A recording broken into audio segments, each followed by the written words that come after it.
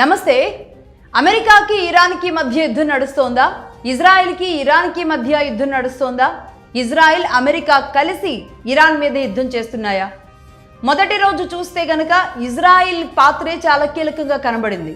అది కాస్త ఇరాన్ ఏమాత్రం కూడా వెనక్కి తగ్గకుండా తమ సుప్రీంని చంపేసిన తరువాత కూడా వెనకడుగు వేయకుండా ముందుకు వెళుతున్న తీరుతో ఇది కాస్త ఎలా ఉంది అంటే సరిగ్గా 5వ రోజు యుద్ధం చేరుకునే సమయానికి ఇరాన్ వర్సెస్ అమెరికానే కనబడుతోంది. ఇజ్రాయెల్ మధ్యలో కనబడడం లేదు. మీరు గమనించారో లేదు. ఈ నేపథ్యంలో మరి అలాంటి ఒక ఇరాన్ లాంటి ఒక దేశం అమెరికాని ఎలా ఎదుర్కోగలుగుతుంది? అమెరికా ఆర్మ్డ్ ఫోర్సెస్ మీద, ఆర్మ్డ్ బేస్ క్యాంప్స్ మీద ఎలా యుద్ధం చేయగలుగుతుంది? అసలు ఇరాన్కున్న బలం ఏంటి? ఇరాన్కి అవుతున్న ఖర్చు ఎంత? అలాగే అమెరికాకు అవుతున్న ఖర్చు ఎంత? అమెరికా ఈ యుద్ధం ద్వారా ఎన్ని డాలర్లు ఖర్చు పెడుతుంది?